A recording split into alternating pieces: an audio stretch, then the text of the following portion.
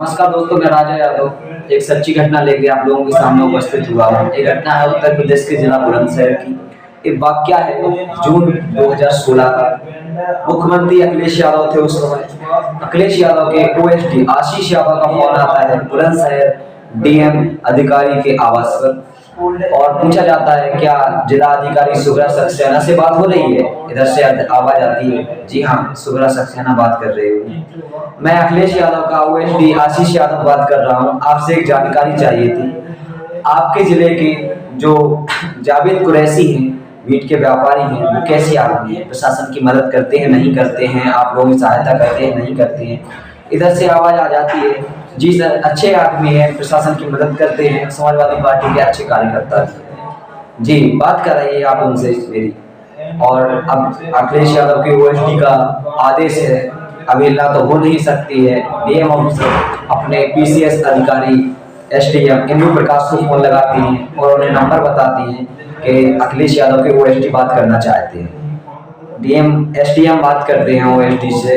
जी, Akhilesh OSD वही बात उनसे पूछते हैं, कैसे आदमी हैं जावेद कुरैशी, मदद करते हैं कि नहीं करते हैं, आप लोगों की मदद करते हैं कि नहीं करते हैं, कैसे करते हैं। वहाँ से भी फीडबैक अच्छा मिलता है और वो कहते हैं कि मेरी जावेद कुरैशी से बात कराइए। एसडीएम जावेद कुरैशी को फोन लगाते हैं, उनसे नंबर बताते हैं और जावेद कुरैशी बात करते हैं अखिलेश यादव के ओएसडी आशीष यादव से। आशीष यादव बात करते हैं जावेद कुरैशी, कुरैशी साहब, आप बहुत अच्छे आदमी हैं, आपकी बहुत तारीफ सुनी है मैंने, अच्छा काम कर रहे हैं आप। आपके काम से खुद अखिलेश यादव जी प्रभावित हैं। आपकी एक मीट के एनओसी के लिए आपकी एक फाइल ट्रैक पे है, क्या उस फाइल को जारी करा दें? इतना ही सुनना था कि जावेद कुरैशी का चेहरा खिल गया। खुशी की बात तो थी ही, क्योंकि जावेद कुरैशी जी इस काम के लिए पिछले 3 साल से लखनऊ के चक्कर लगा रहे थे और उनका ये काम पूरा नहीं हो पा रहा था। फिर जावेद कुरैशी के घर में खुशियां ही खुशियां छा गई। जावेद कुरैशी से अखिलेश यादव के ओएसडी कहते हैं कि ये फाइल आपकी जारी हो जाएगी, कुछ खर्च करना पड़ सकता है, पीछे तो नहीं हटोगे? जावेद कुरैशी जी कहते हैं नहीं सर, पीछे नहीं हटूंगा, आप मेरी फाइल करा दीजिए, मैं इससे काफी दिनों से परेशान हो रहा हूँ, इसके लिए आप जारी करा दीजिए, जो भी आप कहोगे वो मैं करने के लिए तैयार हूँ। राजी खुशी की बातें होती है, फोन कट जाता है। अगले दिन फोन आता है और वही पूछा जाता है ऐसे, और जावेद कुरैशी जी को वो एक खाता नंबर देते हैं, मुख्य ब्रांच एसबीआई का खाता नंबर देते हैं। कहते हैं कुरैशी साहब कुछ पैसे की जरूरत पड़ रही है, इस नंबर पे आप पैसे डाल दीजिए। कुरैशी जी कहते हैं कितने पैसे डालना है? वो कहते हैं स्वेच्छा से जितना आपको सही लगे उतना डाल दीजिए। कुरैशी साहब पहली बार में 20 लाख रुपए डाल देते हैं और वहां से कहा जाता है आपकी फाइल ट्रैक पे आ गई है, आपका काम जल्दी से जल्दी हो जाएगा, परेशान होने की कोई बात नहीं है। कुरैशी साहब भी खुश थे, उनका पूरा घर खुशी से लहर था घर में, कोई दिक्कत वाली बात नहीं थी, कोई इशू नहीं था उसमें, क्योंकि एक चैन के थ्रू काम हो रहा था। आईएएस ऑफिसर से पीसीएस ऑफिसर से बात हुई, पीसीएस ऑफिसर ने कुरैशी जी से बात कराई, उसमें कोई शक की गुंजाइश ही नहीं थी। करीब 8 दिन बाद फिर से फोन आता है और कुछ पैसों के लिए और कहा जाता है। कुरैशी साहब उसी खाते में 10 लाख रुपए और डाल देते हैं। अब कुल मिला के पैसे हो गए हैं 30 लाख। फिर फोन कहा जाता है कि आपका काम जल्दी हो जाएगा। अखिलेश यादव जी खुद आपके काम से प्रभावित हैं, कोई दिक्कत वाली बात नहीं, कोई इशू वाली बात नहीं है। कुछ दिन बाद फिर से फोन आता है, फिर से पैसों की मांग की जाती है, फिर से 10 लाख रुपए डाल दिए जाते हैं। टोटल रुपए हो गए हैं 40 लाख रुपए डाल दिए जाते हैं और कहा जाता है कि इफ्तार पार्टी रखी है अखिलेश यादव ने, पूरे मुस्लिम समाज की इफ्तार पार्टी रखी है लखनऊ में, आपको भी वहां आना है, आपको भी निमंत्रित है और भैया भाभी से आपकी मुलाकात होगी, आपको कुछ उनके लिए लाना है। कुरैशी साहब अपने 7-8 दोस्तों के साथ लखनऊ जाते हैं। लखनऊ के सहारा मॉल से वो 2 साड़ियां खरीदते हैं डिम्पल भाभी के लिए और एक साड़ी की कीमत होती है 55,000 रुपए। 2 साड़ियां लेते हैं, एक साड़ी इस शर्त पे थी कि एक साड़ी ली जाएगी, जो पसंद आई और एक वापस कर दी जाएगी। भैया के लिए कुर्ता पजामा का कपड़ा खरीदा जाता है, करीब 15,000 रुपए का कपड़ा था कुर्ता पजामा का, और वहां पहुंच जाते हैं और साथ में 5 लाख रुपए लाने की और मांग की गई थी। कुरैशी साहब अपने 7-8 दोस्तों के साथ इफ्तार पार्टी में शामिल हो जाते हैं। वहां देखते हैं काफी भीड़ है, क्योंकि जश्न चल रहा है। वहां पर देखते वो आशीष यादव जी, वो है अखिलेश यादव जी, सब भीड़ में फोन लगाया, फोन उठाया कि मैं आपकी बाद में मुलाकात कराऊंगा, भीड़ के बाद, प्रोग्राम खत्म होने के बाद आपके भैया से मुलाकात होगी, कमरे में मुलाकात होगी, थोड़ा वेट कीजिएगा। उसके बाद प्रोग्राम खत्म हो जाता है। कुरैशी साहब फोन लगाते हैं, फोन का कोई उत्तर नहीं मिलता है, फोन ऑफ जा रहा था।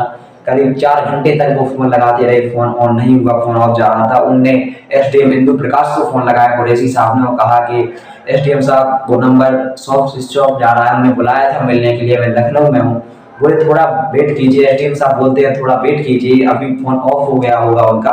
उनके बोले नहीं, मैं पिछले 4 घंटे से परेशान हो रहा हूँ, फोन पिछले 4 घंटे से ऑफ आ रहा है उनका।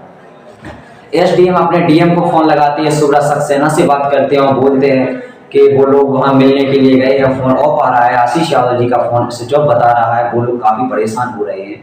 और आशीष और आईएएस ऑफिसर सुब्रत सक्सेना जिले के डीएम है, वो आशीष यादव का पर्सनल नंबर लगाती हैं और बात करती हैं, जी आशीष यादव जी, कुछ लोग आज जावेद कुरैशी लोग आपसे मिलने के लिए बैठे हैं, इफ्तार पार्टी खत्म हो गई है, आप उनका फोन नहीं उठा रहे हैं। आशीष यादव जी ये सुन के बिल्कुल चौंक जाते हैं, कहते हैं मैंने कब कहा बात करने को, मैंने कोई बात नहीं की। वो नंबर बताते हैं लेकिन वो मना करते हैं कि नहीं, मेरी उनसे कोई बात नहीं हुई, मेरे किसी से कोई बात नहीं हुई। और एक बात अब असली ओएसडी तक पहुंच जाती है और नंबर बताते हैं कि 95 68 39 446 से नंबर था, जिस नंबर से फोन हो रहा था। बोले हमने ये नंबर कभी यूज किया ही नहीं। आशीष यादव जी तक बात पहुंच जाती है और प्रशासन में हड़कंप मच जाता है। आशीष यादव जी स्वयं अखिलेश यादव जी को ये बात बताते हैं कि आपके नाम से एक मीट के व्यापारी से ठगी हो चुकी है, 40 लाख रुपए की ठगी हो चुकी है। अखिलेश यादव स्वयं इस काम को लेकर बहुत चिंतित हो गए थे कि ऐसा किसने किया। अखिलेश यादव जी ने इस काम करने के लिए Meerut zone IG IPS officer IG Sudhir Pandey को फोन लगाते हैं। अखिलेश यादव जांच के सख्त से सख्त निर्देश देते हैं कि जो सच है वो सच चाहिए, जो गलत है वो गलत चाहिए। Sudhir Pandey IPS officer Bulandshahr SP को फोन लगाते हैं, वैभव कृष्ण को फोन लगाते हैं और वैभव कृष्ण को जांच के निर्देश देते हैं। वैभव कृष्ण क्राइम ब्रांच और साइबर लाइंस को ऑर्डर देते हैं और नंबर की जांच पड़ताल की जाती है। नंबर फर्जी निकला और जिस खाते में पैसे डले थे उस पैसे को खाते को खंगाला जाता है, जिसमें 40 लाख रुपए कुरैशी साहब ने जमा किए थे, उस पैसे खाते को खंगाला जाता है और खाता भी फर्जी आईडी पे निकलता है। नरेंद्र सिंह के नाम पर खाता था, खाता भी फर्जी आईडी पे था। उस जांच का सुराग मिल नहीं रहा था, सब लोग परेशान हो गए थे, प्रशासन में हड़कंप मचा हुआ था। और फिर कोशिश की जाती है कि खाता निकला, गारंटर कौन था इस खाते का, तो एक नाम आता है हरिओम शर्मा। हरिओम शर्मा नाम निकल के बाहर आता है। हरिओम शर्मा को पुलिस गिरफ्तार करती है। हरिओम शर्मा से पूछताछ के बाद एक नाम सामने आता है, हनीफ उर्फ आलमगीर, जो इस पूरे घटनाक्रम का मास्टरमाइंड था। उसका एक बहनोई था, उसका भी नाम आया है इस्लाम। इसके इशारे पर ये सारा काम हो रहा था और इनके साथ रईस, मुशर्रफ, आसिफ, ये भी लोग शामिल थे। इन लोगों से जब पूछताछ होती है और क्राइम ब्रांच की टीम को सफलता मिल चुकी थी, पूरा घटनाक्रम समझ में आ गया था। 30 जून 2016 को जावेद कुरैशी द्वारा एक एफआईआर दर्ज की जाती है।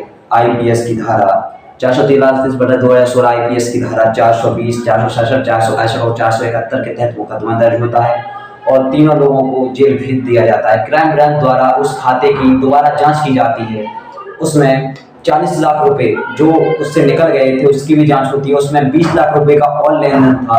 वो 20 लाख रुपए एक किसी जिले से ताल्लुक रखते थे, किसी जिले से संबंध रखते थे। डिस्ट्रिक्ट फॉरेस्ट अधिकारी आईएएस, जिसने जो मनपसंद जिला चाहते थे उनने भी 20 लाख रुपए इसमें डाल दिए थे।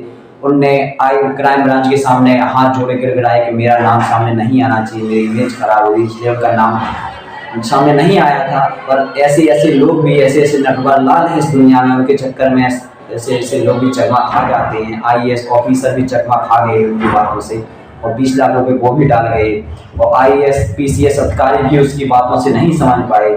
इसलिए